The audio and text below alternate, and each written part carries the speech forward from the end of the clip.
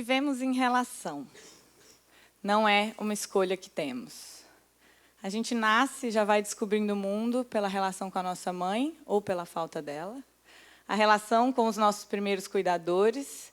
A gente vai crescendo e essa vai se expandindo a relação com os nossos amigos, com os familiares, professores, colegas, as pessoas que a gente tromba na rua.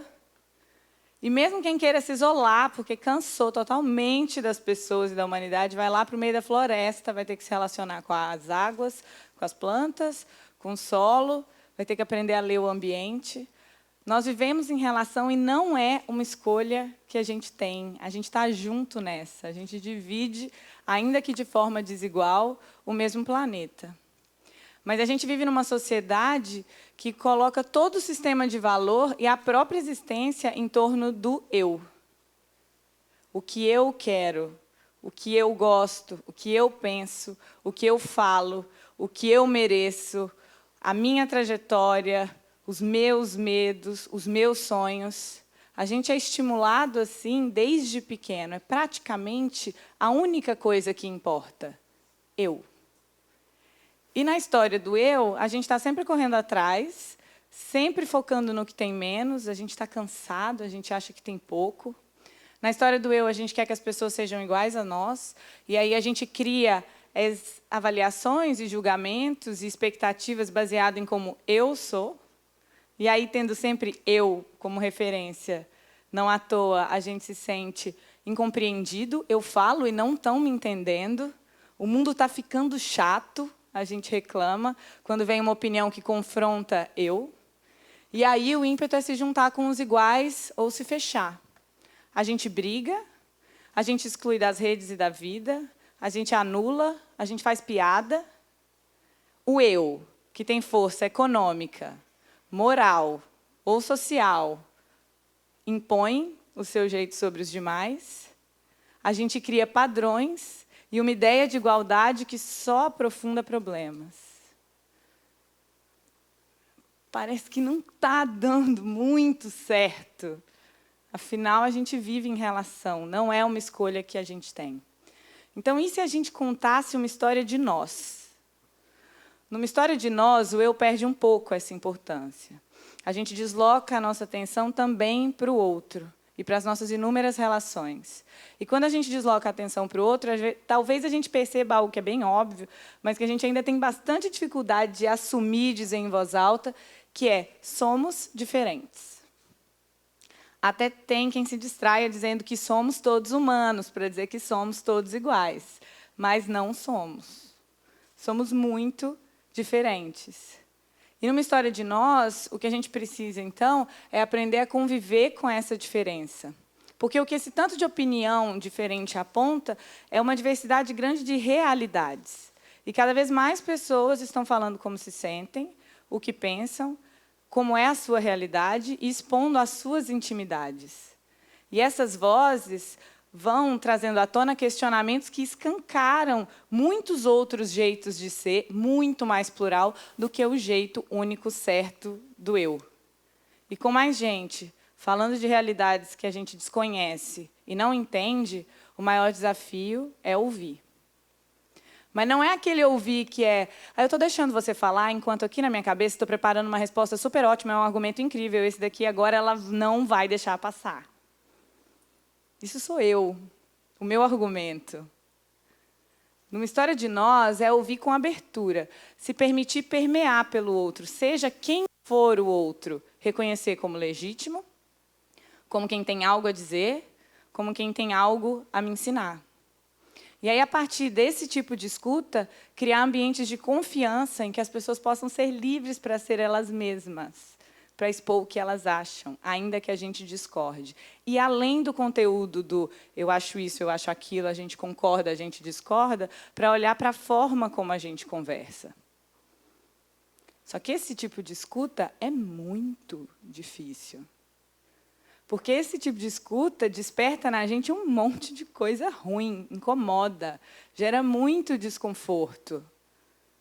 E aí a gente se percebe, se consegue ainda segurar a onda e manter essa abertura, a gente percebe nesse incômodo um conflito não só com o outro, mas um conflito com a gente mesmo. Eu vivi alguns conflitos pessoais. A mudança de trabalho de um universo corporativo para um espaço de trabalho que fizesse mais sentido para mim foi um deles. Mas, recentemente, eu me reconheci como mulher e eu entendi o que isso significa nessa sociedade do eu. É que eu sempre tive liberdade de escolha profissional, tive boas oportunidades profissionais, tive espaços de fala, moro sozinha há anos, viajei sozinha, sou amiga dos meninos. Então, para mim, eu estava sendo de boa. Assim, essa pauta nem é tanto sobre mim, eu nem fui escafunchar, nem procurei tanto saber. Ao mesmo tempo, nas minhas relações mais íntimas, e justamente com os homens que me amavam, o normal era uma constante sensação de insegurança. Sempre tinha alguma coisa de errado que eles apontavam prontamente. A roupa, os amigos, o jeito de falar, o jeito de dançar, o jeito de beber. Fica em casa tempo demais, não para em casa hora nenhuma, muda de opinião. Sempre parecia que tinha um problema, e o problema era sempre eu. E aí eu me percebi muito cuidando do humor desses homens, mais do que do meu próprio, porque eu sabia que quando eles estouravam, era pior. Como quando eu estava num sítio e eu quis ficar no quintal trocando ideia com a galera e não quis ir tirar um cochilo depois do almoço. E eu fui arrastada pelo braço e arremessada para fora, e trancada para fora, depois de ouvir um monte de xingamento. Quando eu voltei de uma viagem, que eu fiz com 2 amigas, e não soube explicar roxo na perna, e aí eu ouvi que depois é estuprada, bêbada e reclama. Quando eu ouvi que eu tinha que agradecer, porque eu estava pegando boi, porque ele gostava de mim, apesar de eu ser do jeito que eu era.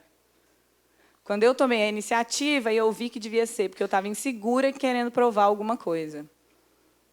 Ou quando falaram que eu não me importava com ninguém e pararam de falar comigo porque eu fiz uma tatuagem.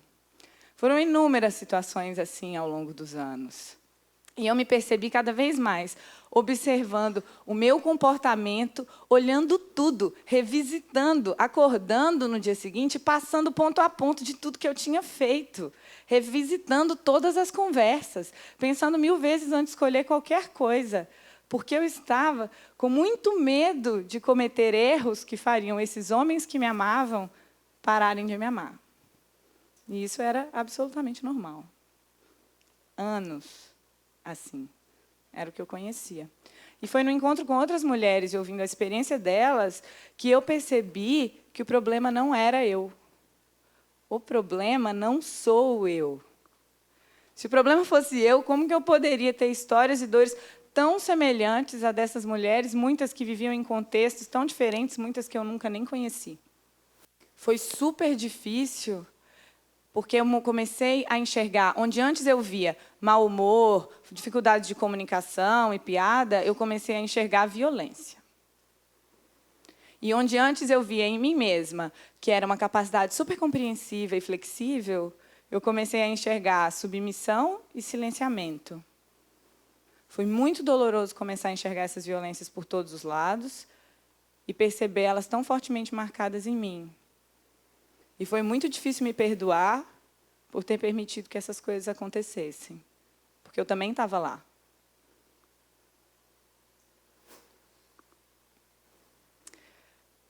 Depois disso, o que começou foi um processo individual de ficar muito vigilante e atenta para nunca permitir que essas violências acontecessem novamente, nunca voltar a naturalizar isso e não reproduzir isso com outras mulheres. Porque, ao mesmo tempo que foi doloroso, foi extremamente libertador. Pela primeira vez, eu podia ser do jeito que eu era e estava tudo bem. O problema não era eu. O meu conflito pessoal, que me levou a me reconhecer como mulher, me ensinou a falar e a me posicionar. Mas, convivendo com outras mulheres, eu também percebi que não somos todas iguais. As mulheres negras traziam dores e histórias que eu não tinha, porque elas são oprimidas também pelo racismo e eu não sou. Elas também trouxeram culturas, símbolos, dança, referências, histórias, espiritualidade que eu não conhecia, porque não havia sido apresentado para mim antes. começou, então, mais um conflito pessoal extremamente doloroso, que foi me reconhecer como mulher branca. E me reconhecer como mulher branca foi me reconhecer parte de uma estrutura opressora, me reconhecer beneficiada por ela e reconhecer em mim comportamentos que faziam com que essa diferença continuasse. Eu comecei, então, a me sentir não culpada pelo racismo, mas responsável por ele.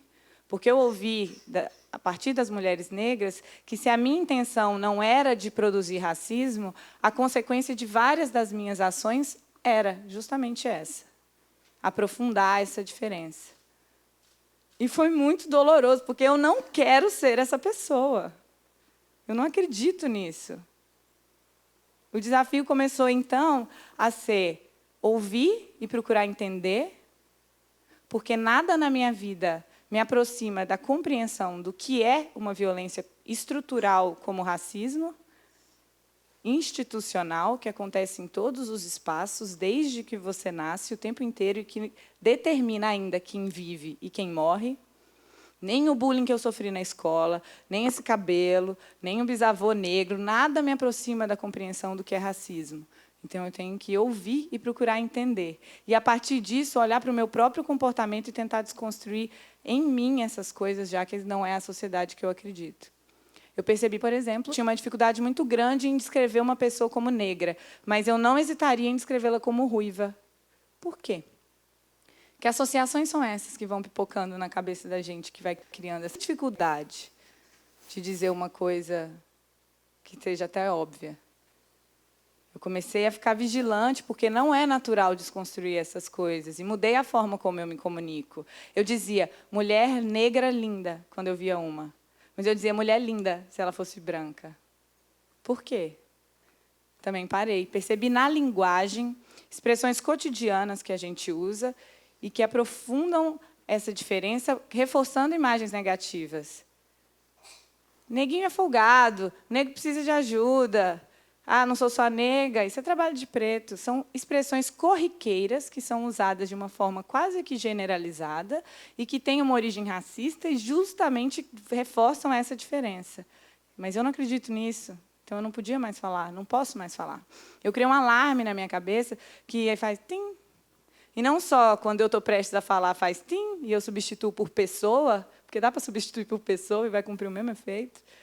Como eu também escuto toda vez que alguém fala. Por quê? Porque eu estou prestando atenção. Porque não é natural para mim.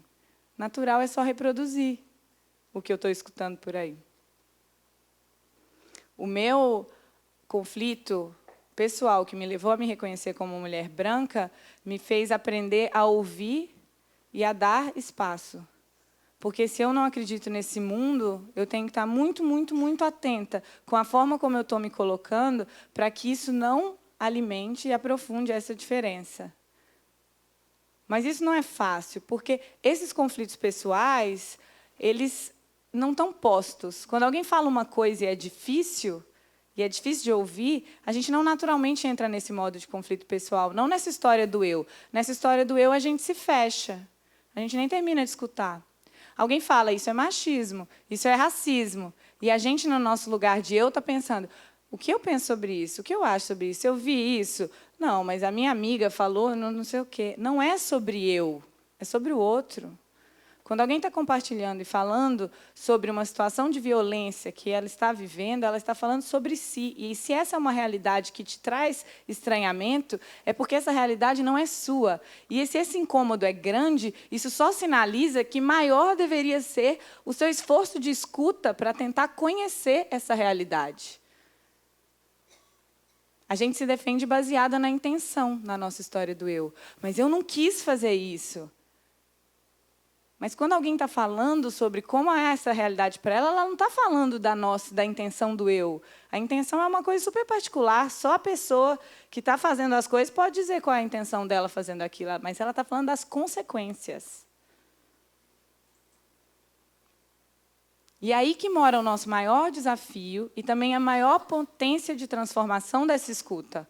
A possibilidade de voltar o olhar para si mesmo e para mudar o próprio comportamento e, através dessa mudança, começar a construir um mundo mais alinhado com o que acredita. Alinhar a intenção em consequência. Já que a gente está tão firme que a intenção não é essa, cuidar também do que acontece depois. Ser responsável. Provocar mudanças externas a partir da mudança de como a gente se coloca no mundo. É assim que eu tenho feito, que eu tenho procurado estar num processo doloroso, um processo que vai se intensificando, porque a cada camada que muda e outras coisas são reveladas, outros desafios aparecem, mas muito numa busca de ser melhor e, principalmente, de coerência entre o que eu falo, o que eu penso, o que eu sinto, o que eu faço e o mundo que eu quero construir, o mundo em que eu quero viver. E aí é preciso se esforçar, é preciso vontade, porque isso não é natural para a gente. É difícil ter as conversas que a gente precisa mais fundamentalmente ter.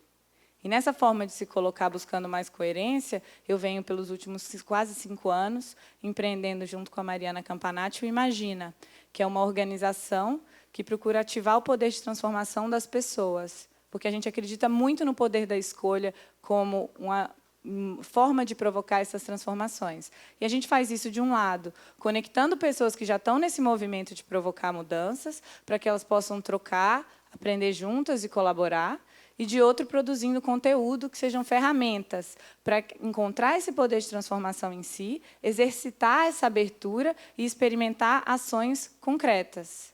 Ferramentas como, por exemplo, o jogo Treta, em que, através de personagens, com personalidades e objetivos bastante específicos, os jogadores vivenciam uma situação de conflito com o objetivo de resolvê-la de forma que todos saiam contemplados. É um jeito leve, divertido, de exercitar diálogo e exercitar empatia como uma forma de resolver esses conflitos, que são muitos e que se multiplicam cada vez mais a partir do momento que as pessoas vão ganhando mais vozes.